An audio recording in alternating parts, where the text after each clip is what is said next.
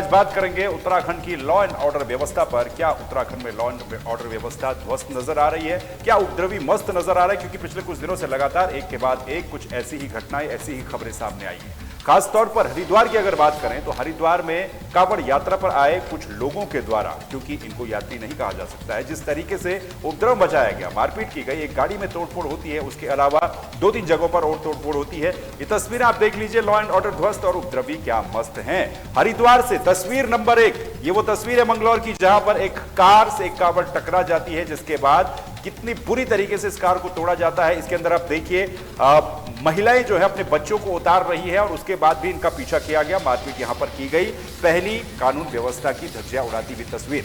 दूसरी तस्वीर भी हरिद्वार की है, ये भी कांवड़ यात्रा के दौरान हुआ उत्पात है जो आप इस समय इस स्क्रीन पर देख रहे हैं। और तीसरी तस्वीर तो आज की है, नरसन बॉर्डर पर ये एक ढाबा था जहां पर मारपीट की गई, हंगामा किया गया कांवड़ियों के द्वारा। और सिर्फ ये कांवड़ यात्रा की तस्वीर है, लेकिन आज सवाल बड़ा वाइड है। सवाल बड़ा वाइड इसलिए है क्योंकि देहरादून, हरिद्वार, उधम सिंह नगर समेत तमाम जो पहाड़ी जिले भी है, चाहे मैदानी जिले भी है, पिछले काफी समय से लगातार क्राइम की खबरें काफी तेजी के साथ इन जगहों से सामने आई हैं, चाहे वो हत्या की हो, अपहरण की हो या फिर दूसरे मामलों की हो।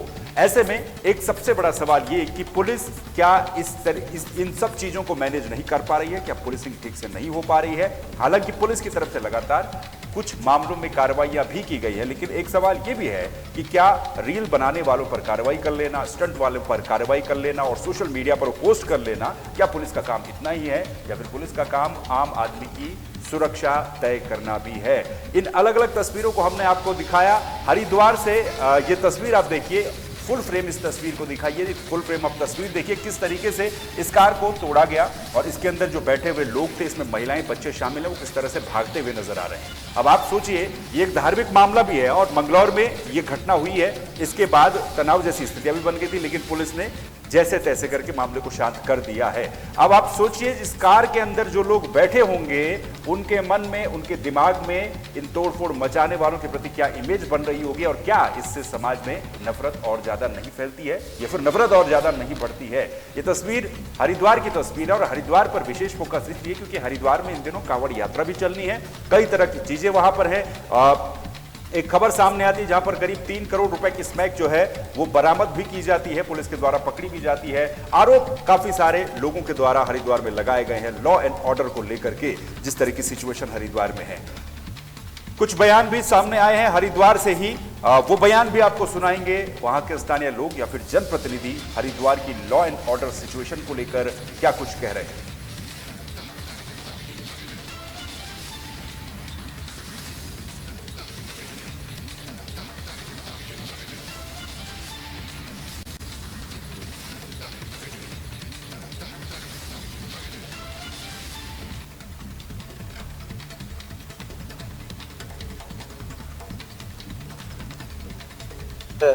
डेयरी की दुकान में शराब का जखीरा पकड़ा गया, चाहे स्मैक हो चाहे और दूसरे नशे हों। हरिद्वार में सबसे ज़्यादा फल फूल रहे हैं और हरिद्वार में वैश्यावृत्ति, जिसको हमने नगर निगम चुनाव में भी बहुत प्रमुखता से उठाया और पिछले कई सालों से हम इस बात का मांग कर रहे हैं कि हरिद्वार की जो तीर्थ मर्यादा है, जो हरिद्वार धार्मिक नगरी है, उसकी तीर्थ मर्यादा को ठेस पहुँच रही है। रेलवे स्टेशन के आसपास, बस अड्डे के आसपास जो यात्री हरिद्वार से गुजरता है, वो उसको क्या हरिद्वार की छाप अपने दिल और दिमाग पर लेके जाता होगा, ये बहुत गंभीर विषय है। और जो स्मैक का नशा और जो सूखा नशा हरिद्वार में पैर पसार रहा है, उससे बहुत घर बर्बाद हो गए हैं और निश्चित रूप से वो एक मुख्य कारण है जिसके कारण हरिद्वार में लॉ एंड ऑर्डर खराब हो चुका है। हरिद्वार मद्य निषेध क्षेत्र है, उसके बावजूद हरिद्वार में शराब का खुलेआम काम हो रहा है और अपराधियों में पुलिस का खौफ नहीं है, पुलिस का इकबाल कमज़ोर है, जिसके कारण अपराधियों के हौसले बुलंद हैं। लॉ एंड ऑर्डर के बारे में मत ही पूछिए आप,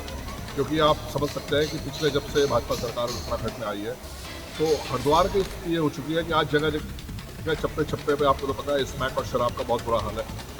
जहाँ आप देख सकते हैं कि अभी परसों यहाँ पे सीएम साहब जो है घोषणा करके गए कि कांवड़ यात्रा बहुत सुरक्षित रूप से चलाई जाएगी। तो कांवड़ यात्रा के दौरान सिर्फ 15 दिन तक हरिद्वार को सुरक्षा दी जाएगी क्या? उसके अलावा आप देख सकते हैं कि किस तरह का मंगलौर का कार्ड देख सकते हैं हरिद्वार में कल ही एक आबकारी विभाग ने रानीपुर मोड़ पे छापा मार के शराब पकड़ी, लेकिन मैं कल शाम को फिर देखा तो वहाँ पे फिर शराब निकली थी। तो इतना बुरा हाल है कि यहाँ पे बिल्कुल भी किसी भी तरह का अपराधी बिल्कुल आराम से किसी भी तरह का कोई भी क्राइम करते हैं और चुपचाप से निकल जाते हैं। अब बहुत समय से मेरे को ये देखने में भी आ रहा है कि हरिद्वार जो है अपराधियों के लिए एक विश्राम गृह बनता जा रहा है। यहाँ पे आके लोग अपराध करके चुपचाप रहते हैं, कुछ दिन होटलों में ठहरते हैं और उसके बाद निकल जाते हैं। देखिए, आप हरिद्वार की पूछ रहे हैं। वैसे तो पूरे उत्तराखंड में ही बहुत बुरी स्थिति है। हरिद्वार में जिस तरह से आए दिन घटनाएं हो रही हैं, आप सुटपुर क्षेत्र में भी देख लीजिए या पूरे रुड़की क्षेत्र में देख लीजिए, मतलब जो भय होना चाहिए एक तरह का, वो भय का माहौल है नहीं। मतलब ये जो जितने भी कृत्य कर रहे हैं, जितने भी अपराधी हैं, वो बेखौफ घूम रहे हैं, उनको कोई डर नहीं। दिन दहाड़े ये ऐसे कृत्य कर रहे हैं। अगर इनके अंदर थोड़ा सा भी पुलिस का भय होता या पुलिस प्रशासन का भय होता तो ये बेखौफ हो। इसका मतलब ये है कि कहीं ना कहीं ढील दी जा रही है या कहीं ना कहीं संरक्षण दिया जा रहा है। ये अगर पुलिस एक्शन भी करती है किसी अपराधी के ऊपर तो जो है सफ़ेद पोश आके कुछ नेता सत्ताधारी लोग आके उनको छुड़वा देते हैं। तो ये स्थिति तो हो रखी है। तो आज के समय की स्थिति तो बहुत ये है कि पुलिस जो प्रयास करती है, लेकिन उस पर जो एक्शन होना चाहिए जिससे भय जो अपराधी है उसको एक मतलब जो अपराध करने से उसे ये कहे कि हाँ भैया मुझे कांप जाना चाहिए कि अपराध नहीं करना है। लॉ एंड ऑर्डर बिल्कुल।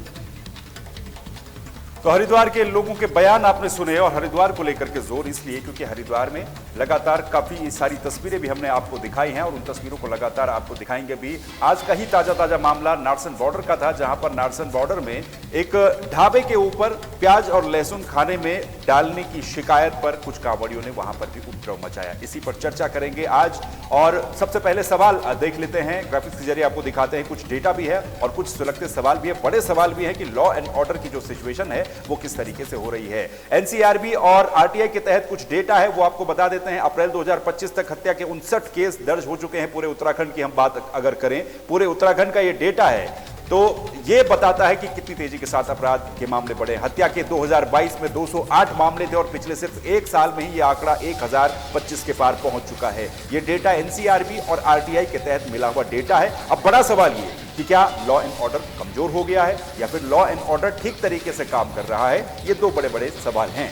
इसके अलावा सवाल ये भी है कि हरिद्वार देहरादून में क्राइम का ग्राफ क्यों बढ़ता जा रहा है। डोईवाला केस देख लीजिए, हाल ही में 2-3 दिन पहले का पटेल नगर का एक मामला था जहां पर एक महिला के घर में घुस करके उसके साथ रेप और उसके साथ मारपीट होती है। क्या रील बनाने वालों पर कार्रवाई ही पुलिस का काम है? क्या यही पुलिस का काम है या फिर मेन काम जो है कानून व्यवस्था को बनाए रखना, वो किस तरीके से पुलिस फॉलो करवा रही है? अपराधियों में पुलिस का खौफ क्यों नहीं बढ़ रहा है? अभी हरिद्वार के ही आप लोगों की बात सुन रहे थे कि वहां पर अपराधियों के मन में कोई खौफ जैसी चीज नहीं है। तो क्या इस चीज को सीरियस नहीं लेना चाहिए? एक और बड़ा सवाल यह कि 4 साल बेमिसाल, लेकिन लॉ एंड ऑर्डर पर सवाल।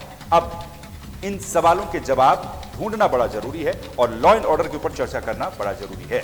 तो ये डेटा है, अपहरण का भी डेटा देख लीजिए आप। 418 केस थे 2022 में, लेकिन 2024-25 में बढ़कर के 1000 के पार हो गए हैं। तो चर्चा करेंगे आज, इसी के ऊपर चर्चा करेंगे। हमारे साथ हमारा पूरा पैनल इस समय जुड़ चुका है। उनका सबसे पहले स्वागत कर लिया जाए। राजेश्वर पैनोली जी हैं, बीजेपी के प्रवक्ता, गिरिराज किशोर जी हैं, कांग्रेस के प्रवक्ता। आप दोनों का बहुत बहुत स्वागत है। सुलोचना इस्टवाल जी हैं, प्रदेश अध्यक्ष राष्ट्रीय रीजनल पार्टी, और मनीष करगान संवाददाता हमारे हरिद्वार से हमारे साथ जुड़े हुए हैं, जो लगातार इस मामले पर कवर कर रहे हैं हरिद्वार में। सबसे पहले राजेश्वर पैनोली जी, 4 साल सरकार के जरूर हो चुके हैं, उसके लिए बहुत बहुत बधाई। लेकिन लॉ एंड ऑर्डर को लेकर के सवाल पिछले 3-4 महीनों से हम देख रहे हैं, जो क्राइम की घटनाएं एक के बाद एक उत्तराखंड में हो रही हैं। अभी हाल ही में हरिद्वार से 3-4 केस सामने आया, कल डोईवाला का हमने केस देखा, देहरादून का केस देखा। तो ये लॉ एंड ऑर्डर की सिचुएशन जो है ये क्यों सुधर नहीं पा रही है, या फिर सरकार सुधारना चाहती है लेकिन कुछ कारणों से सुधर नहीं पा रही है? क्या इस पर कहेंगे आप? धन्यवाद। एक तो पूरी उत्तराखंड की सरकार को 4 साल बेमिसाल करने के लिए हमें मेरी तरफ से बहुत बहुत बधाई और शुभकामनाएं। देखिए, अभी आपने शायद लॉ एंड ऑर्डर की बात जो कर रहे हैं, लगातार लॉ एंड ऑर्डर में 2-3 चीज़ें के लिए हमेशा में ध्यान रखेंगे। हम सिर्फ डाटा पे बात न करें, हम फैक्चुअल पोजीशन पे भी बात करें। फैक्चुअल पोजीशन ये है कि जिस ढंग से अब रिपोर्टिंग हो गई है, चाहे 112 की रिपोर्टिंग हो, तो सिर्फ हम डाटा की बात करेंगे तो रिपोर्टिंग अब अच्छी होने लग गई है। अब लोग जागरूक हो गए हैं, इमीडिएटली एक्ट फॉर करते हैं, इमीडिएटली क्राइम को रिपोर्ट करते हैं। तो नंबर 1 उसका भी एक कारण हो सकता है। दूसरी बात हम करें कि पुलिस का खौफ, बार बार जो कहा जाता है पुलिस का खौफ नहीं, लॉ एंड ऑर्डर का जो एक जनता के दिमाग में होना चाहिए, वो शायद उस स्तर पे नहीं पहुंच पाया जिस स्तर पे हमें लगता है कि पहुंच जाना चाहिए। लोगों को लगे कि जब उत्तराखंड में आते हैं, देखिए अधिकतर क्राइम कहाँ से हो रहे हैं कि जो कुछ लोग बाहर से इन्फ्लुएंस कर रहे हैं या बाहर से आ रहे हैं या बाहर से कर रहे हैं, जिनके बारे में बहुत सी जानकारियां मतलब पुलिस के पास होती है, लॉ एंड ऑर्डर की एजेंसियों के पास होती है, और खास करके जब कोई धार्मिक चीजें चलती हैं तो उसमें आप बहुत सी चीजें के लिए आपको बहुत हाथ बंधे हुए होते हैं, उनमें आप बहुत सी चीजें इंटरफेयर नहीं कर पाते। You have to maintain a distance also, तो डिस्टेंस मेंटेन करना और दूसरी चीजें और उनके क्रेडेंशियल चेक कर पाना इतनी बड़ी संख्या में प्रैक्टिकली मुझे लगता है कहीं ना कहीं से मुश्किल आती होगी। इन कारणों से जहाँ तक बात है कि लॉ एंड ऑर्डर मेंटेन करने की, जहाँ तक बात है उसके सक्रियता की, उसके ऊपर सक्रियता की मतलब उसके रोकने की कोशिश की सक्रियता की बात है, उसमें डायरेक्ट मुख्यमंत्री खुद भी इन्वॉल्व रहते हैं, खुद भी देखते रहते हैं कि कोई भी एक्सीडेंट हो जाए ना अनरिपोर्टेड हो और उस पर इमीडिएटली कार्रवाई भी हो। तो एक्शन जहाँ तक लेने की बात है, देखिए दो चीजें हैं, एक तो लॉ एंड ऑर्डर जो भी चीजें गलत बात हुई और उस पर एक्शन बहुत प्रॉम्प्टली लिया जा रहा है, ये बात भी देखिए। और 112 पर जो 112 उस एक्शन का जो आपने कहा कि पुलिस के डर की बात की जाती है, उस एक्शन का खौफ जो है वो अपराधियों में दिख नहीं रहा है ना उसके बाद लगातार। गिरिराज किशोर जी,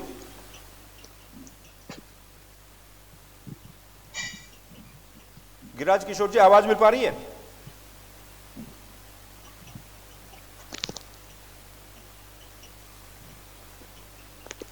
गिरिराज किशोर जी से ऑडियो कनेक्ट नहीं हो पा रहा है। सुलोचना इस्टवाल जी जुड़ गए हैं। राजेश्वर पैनल जी दोबारा आपके पास आऊंगा। सुलोचना इस्टवाल जी, लॉ एंड ऑर्डर को लेकर के बहस चल रही है और सवाल ये कि क्या लॉ एंड ऑर्डर की सिचुएशन ठीक है या नहीं है। हरिद्वार में अभी 3-4 केसेस मैंने गिनाए, इसके अलावा पूरे उत्तराखंड में भी हमने केसेस देखे। तो सवाल ये है कि लॉ एंड ऑर्डर की सिचुएशन कैसे ठीक होगी और क्यों ठीक नहीं हो रही है। सुलोचना जी, आप सुन पा रही हैं? चलिए, सुलोचना जी का भी ऑडियो कनेक्ट नहीं हुआ। मनीष, आपके पास चलेंगे। आपने रिपोर्ट्स की है वहां पर हरिद्वार पर लगातार जो 3 घटनाएं हुई हैं, कांवड़ियों को लेकर के काफी सारे सवाल उठ रहे हैं। आज नारसन का एक और मामला था जहां पर ढाबे पर मारपीट की गई है। कुछ लोगों के बयान भी आपने भेजे जिसमें लोग कहते हुए नजर आ रहे हैं कि भाई लॉ एंड ऑर्डर की सिचुएशन हरिद्वार में ठीक नहीं है। तो असल स्थिति ग्राउंड पर क्या है?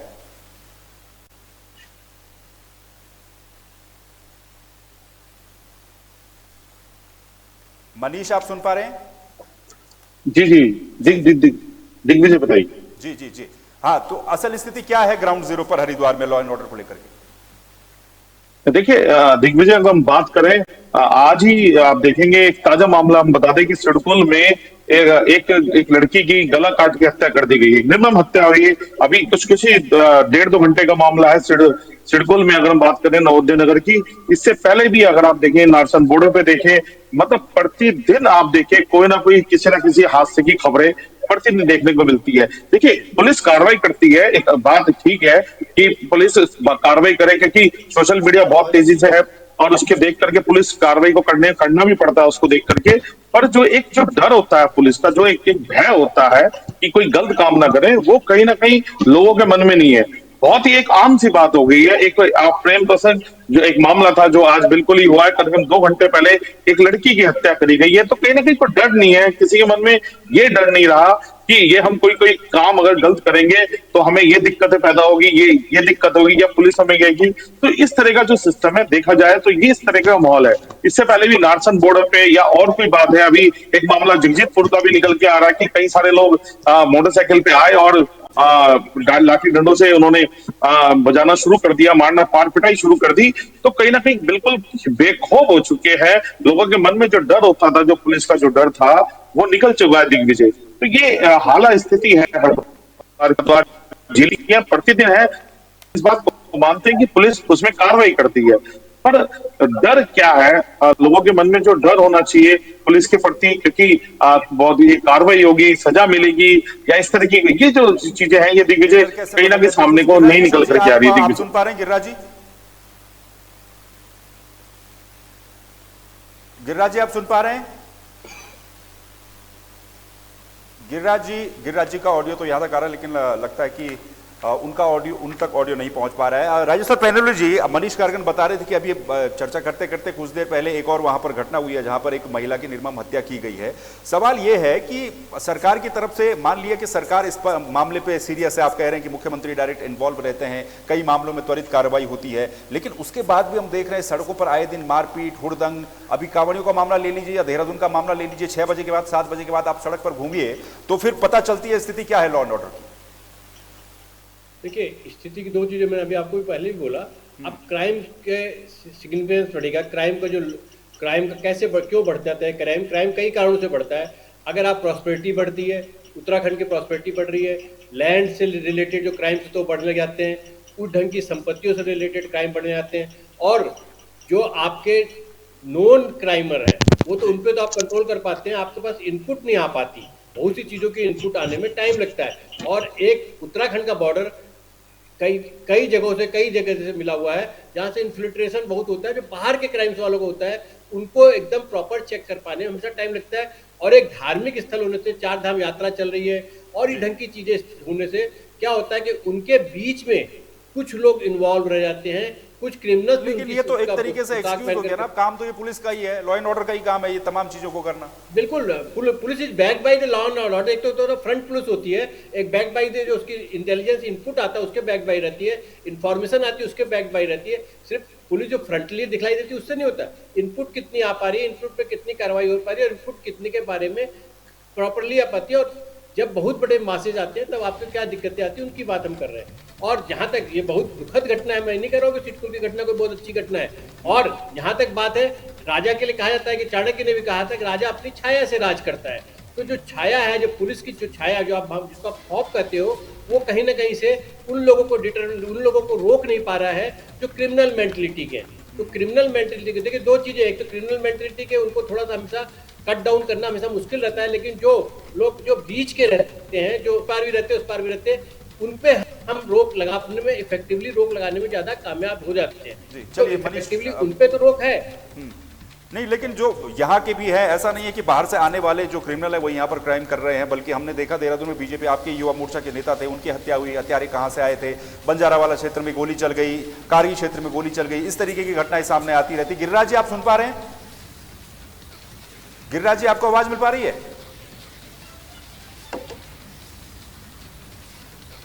गिरिराज जी से संपर्क नहीं हो पा रहे। मनीष कुछ कहना चाह रहे थे, मनीष? हाँ दिग्विजय, देखिए ये बिल्कुल सही कहा इन्होंने कि इनपुट होती है या बहुत सारी चीजें, पर एक सवाल ये होता है कि सरकार के पास, प्रशासन के पास सारी चीज की व्यवस्था होती है, इतना बड़ा महकमा है, इतने लोग उसके अंदर काम कर रहे हैं, इतने इंटेलिजेंट लोग काम कर रहे हैं, तो कहीं ना कहीं अच्छा सबसे बड़ी बात है दिग्विजय की समय के साथ परिस्थितियां भी बदलती है, तो उसके लिए भी काम करती है प्रशासन और उसमें भी वर्क करा जाता है। पर अगर देखा जाए, अगर प्रॉपर तरीके से वर्क करा जाए या एक लंबी सोच लेकर के, जिस तरीके से माहौल चेंज हो रहा है, जिस तरीके से सोशल मीडिया बड़ी एक्टिव होती जा रही है, उस तरीके से अगर सोचा जाए, देखा जाए, तो कहीं ना कहीं हम कंट्रोल कर सकते हैं। पर इतना बड़ा महकमा होने के बाद, इतना बड़ा प्रशासन, आप देखेंगे हर चीज उनके पास उपलब्ध है, और फिर उसके बाद भी अगर ये चीज ना रुके तो कहीं ना कहीं प्रश्न चिन्ह उठता है, कहीं ना कहीं सवाल उठता है, क्योंकि हर नागरिक ये चाहता है कि देखिए हमारे बीच में ही क्रिमिनल होते हैं, हमारे बीच में क्रिमिनल प्रति के सोच के लोग भी होते हैं, तो कहीं ना कहीं अगर देखा जाए जो दूसरे लोग हैं शांति जीवन अपना जीना चाहते हैं, लोग टैक्स देते हैं, दुनिया भर की जो चीजें हैं वो चाहते हैं शांतिपूर्ण माहौल रहे। देखिए उत्तराखंड है, देवों की धरती है, यहाँ पीस नहीं मिली, यहाँ शांति नहीं मिली लोगों को, और यहाँ अगर माहौल सही नहीं रहा तो फिर कहाँ होगा, ये तो वैसे ही जाना जाता है। इसी तरीके से अगर देखा जाए तो इसी तरीके से जो माहौल है ये खराब होता नजर आ रहा है। बहुत बड़ी बड़ी यात्रा धर्म नगरी में होती है, तो कहीं ना कहीं अगर देखें तो कहीं ना कहीं प्रशासन यहाँ फेल नजर होता हो रहा है कि अगर प्रशासन चाहे या प्रशासन अगर अपनी एफर्ट लगाए, अपने तरीके से दूरदर्शिता से काम करे, तो कहीं ना कहीं इन चीजों को हम रोक सकते हैं। देखिए अगर घटना होने के बाद हम कुछ भी करें तो उसका कोई फायदा नहीं है। घटना होने से पहले कई सारे ऐसे सवाल है, अगर उनको सॉल्व कर लिया जाए तो कहीं ना कहीं हम इसमें हमें एक राहत दे सकते हैं। दिग्विजय, यही सवाल है कि घटना के बाद त्वरित कार्रवाई का हम जिक्र करते हैं, लेकिन वो घटना होने ही अगर न दिया जाए उसके लिए कोई ठोस कदम उठाया जाए। राजेश्वर जी, एक सवाल ये भी है कि पुलिस के पास काम भी बहुत है, वर्कलोड भी बहुत है, जैसे कि आपने भी कहा। ऐसे में पुलिस फोर्स को लेकर के भी ये सवाल है कि पुलिस फोर्स में अगर संख्या बल कम है तो उसको मेंटेन करना, उसको मैनेज करना, पुलिस में भर्तियां निकालना, ये भी सरकार का काम है। यदि अगर व्यवस्थाएं नहीं हो पा रही हैं तो वो जुटाना भी तो सरकार का ही काम है। एटलीस्ट बिल्कुल आप चौहान साहब बिल्कुल ठीक कह रहे हैं, लेकिन अब पुलिस क्या, जैसे अभी हमारे मनीष जी कह रहे थे, अब मॉडर्न टेक्नोलॉजी में भी चल रही है, डाटा गैदर करने की बात भी चल रही है, सॉफ्टवेयर बेस्ड भी है। आवाज बिल्कुल नहीं आ रही भाई। और गिरिराज जी आपको आ रही है आवाज? हेलो हेलो, चलिए गिरिराज जी का audio, PCR please Giriraj ji का ऑडियो चेक कीजिए। जी पैनुली जी आप बोलिए तब तक। जो हम सॉफ्टवेयर सपोर्टेड वर्क भी कर रहे हैं, एआई सपोर्टेड मतलब आर्टिफिशियल इंटेलिजेंस सपोर्टेड वर्क भी कर रहे हैं, उन सब चीज़ों को आप जो रिजल्ट देख रहे हैं, जो जमीन पर रिजल्ट देख रहे हैं, मैं नहीं कह रहा हूँ कि हम पूरी तरह से सफल हैं, लेकिन उन सब चीज़ों का उपयोग लगातार किया जा रहा है। और सिर्फ बात पुलिस फोर्स की, मैनुअल पुलिस फोर्स या फिजिकल पुलिस फोर्स की बात नहीं है, बात यह है कि सॉफ्टवेयर रन पुलिस फोर्स भी हमारे पास है, जो डाटा बेस्ड पुलिस फोर्स है वो भी बात है, और जो हम क्राउड मैनेजमेंट की बात करते हैं वो भी पुलिस फोर्स, वो भी उनका भी जो मैनेजमेंट है वो भी बाकायदे करा जा रहा है। उन सब चीज़ों के बाद अब आप संख्याओं की बात करें, आप कांवड़िया आज से अगर मान लीजिए 3 साल पहले 4 साल पहले मान लीजिए कितने लोग आते थे, वो 5 करोड़ आते हैं। तो आप कुछ चीज़ों पे जो संख्या जो बढ़ती है, उन चीज़ों को कंट्रोल करने में, उन चीज़ों को देखने में, समझने में कई बार गलतियां हो जाती है। और दूसरी बात आपने कहा कि क्राइम जो विद इन द एरिया भी तो हो रहा है, सारा इन्फ्लुएंसर करके तो नहीं आ रहे, तो क्राइम जो विद इन जो एरिया होता है वो अधिकतर क्या होता है, कहीं ना कहीं कोई फैमिली विवाद या कुछ उस ढंग की चीजें हैं जो सीधे मनी से रिलेटेड है, उन चीजों पर भी कहीं ना कहीं कुछ ना कुछ गलतियां हो जाती हैं, या कुछ उसको क्राइम माइंड जो उस टाइप के माइंड सेट के लोग हैं उन पर हम कंट्रोल नहीं कर पाते, या उनको जो प्रॉपर टाइम पे उस पर एक्ट अपॉन नहीं हो पाता, क्योंकि उसके इनपुट कम आ पाती है, इंडिविजुअल इनपुट आ पाना हमेशा पॉसिबल नहीं होता। जी राजेश्वर पैनुली जी, एक क्योंकि हम कावड़ की भी जिक्र कर ही रहे हैं, कावड़ को लेकर के सरकार ने फैसला भी निकाला कि भाई आपको दुकानों पर भी नाम लिखाना होगा। कावड़ जैसा कोई धार्मिक सेंसिटिव इवेंट होता है, बड़ा सेंसिटिव होता है। अभी हमने देखा कावड़ में ही वो जो फैमिली बैठी हुई थी कार के अंदर, वो फैमिली क्या परसेप्शन बनाकर चलेगी हिंदुओं के प्रति या किसी भी धर्म के प्रति जब उसके साथ ऐसी मारपीट होगी। यहाँ पर क्या चैलेंज ये भी है कि अगर कुछ कार्रवाई की या फिर कुछ एक्शन पुलिस के द्वारा लिया गया तो उससे पॉलिटिकली नुकसान हो सकता है, ये भी तो बात होती है फिर। देखिए मुझे लगता है कि हम पॉलिटिकली नुकसान और फायदे के लिए नहीं कर रहे, हम अपना रख जाते हैं, लेकिन हो सकता है कि कुछ लोगों को जो इंडिविजुअली जो उस पर इन्वॉल्व रहते हैं उनका माइंडसेट उस टाइप का हो कि रिलीजियस एडवांटेज ले सकते हैं। जहाँ तक सरकार की बात है, सरकार को डिस्क्रिमिनेट नहीं करती और रिलीजियस एडवांटेज नहीं, और हम बिल्कुल उसके साथ उन लोगों के साथ हैं जिनके साथ मारपीट की गई, और उनको जो लोगों ने मारपीट की वो भी आइडेंटिफाइड है, उन्हें भी पकड़ा ही जाएगा और उनको पूरी सजा मिलेगी जो लॉ एंड ऑर्डर कहता है। ऐसा नहीं है कि छोड़ दिए जाएंगे, लेकिन हो सकता है कि कुछ लोग उसका माइंडसेट उस ढंग का बना लेते हो कि ऐसे उसमें चलेंगे तो जो मर्जी कर लो, हमारा कोई देखने वाला नहीं। आप देखोगे वीवीआईपी से लेकर के जो वीवीआईपी के बड़े बड़े लोगों को भी पुलिस बाकायदे रोक करके बाकायदे उनके झंडे से लेकर सब उतरवा लेती है। उत्तराखंड में ऐसा है नहीं जितना हम लोग सोच लेते हैं, लेकिन माइंडसेट चेंज करने में झंडे उतरवा देते हैं, कोई हुटर है तो वो उतरवा देते हैं, कोई स्टंट कर रहा है वो रुकवा देते हैं, वो तो करती है पुलिस, लेकिन उसके अलावा जो मेन काम है वो उतने तरीके से नहीं हो पा रहे। मनीष कुछ कहना चाह रहे हैं? मनीष दिग्विजय देखिए, बिल्कुल बात करें आप कावड़ मेला की अब बात कर रहे हैं तो बिल्कुल सही बात है कि देखा जाए तो पिछले साल 4-5 करोड़ कावड़ी आए थे, इस बार संख्या और ज्यादा बताई जा रही है। पर मैं सबसे पहली बात है, मुख्यमंत्री जी आए, हरिद्वार के अंदर भी आए मुख्यमंत्री जी, और उन्होंने ये कहा कि कावड़ यात्रा सुरक्षित और दूसरा नशा मुक्त होनी चाहिए। पर मैं ये सवाल ये कहना चाहता हूँ, सुरक्षित का क्या मतलब है? क्या सुरक्षा सिर्फ कावड़ियों को दी जाएगी या सुरक्षा सिर्फ दूसरे के लिए भी है? आपने देखा होगा मामला है, और भी जो एक दो मामले और भी निकल करके आ रहे हैं कि जब भी कोई बात होती है, कावड़ी जरा सी बात पे उग्र हो जाते हैं, और जो आम जनता है, देखिए कावड़ यात्रा चल रही है, क्या ये कावड़ यात्रा के दिन अगर हम बात करें तो करीबन 15-20 दिन क्या घरों के अंदर ही रहे? क्या घरों के अंदर हम कैद हो जाएं? तो कहीं ना कहीं ये व्यवस्था भी प्रशासन को बनानी चाहिए, और कहीं ना कहीं इस तरह की सुरक्षा कावड़ियों के अलावा जो गंगा जल लेके आ रहे हैं वो अच्छी बात है, हम भी उनके साथ हैं, हमारी श्रद्धा भी सबके साथ है। पर क्या हमारी सुरक्षा कितनी है? अगर हम बाहर सड़कों पे निकलेंगे तो इसी डर के साथ निकलेंगे, क्या ये हादसा हमारे साथ भी हो सकता है? क्या कोई कावड़िया हमें भी मार सकता है? तो कहीं ना कहीं इस तरह की जो बातें हैं, कहीं ना कहीं सुरक्षा की बात है तो सबके साथ सुरक्षा की बात होनी चाहिए, और ये सबसे बड़ी इंपॉर्टेंट बात है। अब देखिए, आप देखिए, अगर हम कावड़ यात्रा की बात करें तो जैसी जैसे कावड़ यात्रा चरम सिरे में आएगी तो कहीं ना कहीं सारी पुलिस प्रशासन फेल हो जाएगी, इससे भगवान भरोसे चलती है। ठीक है, पुलिस बहुत मेहनत करती है, हमने देखा है, हमने यहाँ तक भी देखा है कि कप्तान भी करीबन आप देखिए 20-20 घंटे सड़कों पे रहते हैं, और सारे दिन सड़कों पे रह करके जो बड़े बड़े अधिकारी हैं वो भी रहते हैं, पर क्या करें, पर ये जो सिस्टम है जब चरम सीमा पे जब ये आ जाएगा, जो सारा सिस्टम जब चरम सीमा पे आ जाता है, तो आप देखिए कोई भी नियम कायदे कानून सारे यहाँ पर फेल हो जाते हैं दिग्विजय। जी बिल्कुल। राजेश्वर पैनुली जी, चार धाम यात्रा भी होती है, वहां पर भी हमने देखा पिछले कुछ दिनों में बाहर से आए जो यात्री थे, अब उन्हें यात्री कहें या क्या कहें, मारपीट करते हैं, हुड़दंग मचाते हैं। हरिद्वार की कांवड़ यात्रा में भी यही स्थिति है। तो ये जो सरकार अगर जो ढाबे हैं उनके नाम के लिए तो निर्देश ला रही है, पॉलिसी ला रही है, लेकिन इसके ऊपर ठोस एक्शन कब लेगी या फिर कोई ठोस पॉलिसी कब बनाएगी या पुलिस को किस तरीके से टाइट करेगी, ये भी बड़ा सवाल है। देखिए चौहान जी, कोई पॉलिसी बनाने की जरूरत नहीं है। आप ये बात समझिए कि हमारे लिए उन चीज़ों को जहाँ जहाँ है, जैसे आप कह रहे हैं कि जो नाम लिखने की बात है, ये सब क्या है, एक एक्शन प्लान है कि क्या इनके भेस में, क्या इनके थ्रू कुछ लोग इन्फ्लेट कर जाते हैं जो इनका क्रिमिनल माइंडसेट है। तो उन चीज़ों को रोकने के लिए कि जो प्लानिंग और जो चीज़ें होती हैं, जहाँ कहाँ से इन्फ्लेट हो रहा है, कहाँ से लोग अंदर घुसते जा रहे हैं, क्रिमिनल माइंडसेट के कितने लोग अंदर घुसते जा रहे हैं, और ऐसे कौन से लोग हैं जो धार्मिक स्थानों का, धार्मिक उत्सव का, उनका कहीं ना कहीं से मिसयूज अपने अलग से बेनिफिट करने के लिए करते हैं। तो उन चीज़ों के लिए मैं आपको भी बताया कि सॉफ्टवेयर से लेकर के उनके डाटाबेस से लेकर के सब चीज़ें कोशिश की जाती है, क्या कहते हैं, फेस रिकॉग्निशन से कोशिश की जाती है कि कौन इस टाइप के लोग हैं जिनका बैकग्राउंड ही क्रिमिनल, उन पर कहीं ना कहीं वाच रखी जाए। अभी मनीष जी ने बहुत अच्छी बात कही कि देखिए सिर्फ कांवड़ की सुरक्षा की बात नहीं है, सुरक्षा की बात वहाँ के जो लोग हैं उनकी भी सुरक्षा की बात है, उनकी भी सुरक्षा की बात है। जो बाहर दूसरे कामों से हरिद्वार आते हैं, सिर्फ यात्रा करने नहीं आते, उसके अलावा बहुत से धार्मिक चीजें हैं जिसके लिए लोग हरिद्वार में आते हैं, उनकी भी सुरक्षा होनी चाहिए। और जो लोग उस एरिया से पास थ्रू होते हैं उनकी भी सुरक्षा।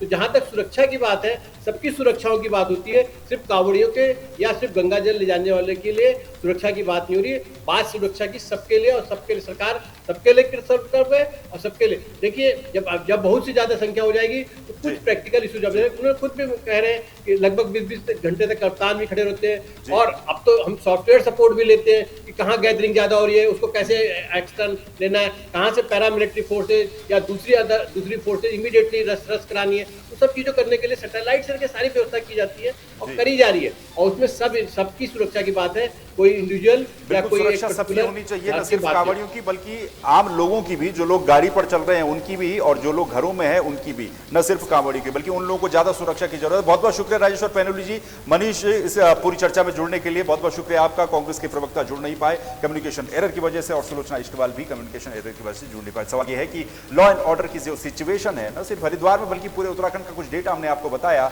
इसके ऊपर सवाल यह है कि ये लॉ एंड ऑर्डर की जो व्यवस्था है, क्या ये इसके लिए कोई सिस्टम ऐसा निकाला जाए कि उत्तराखंड की लॉ एंड ऑर्डर व्यवस्था सुधरी रह सके।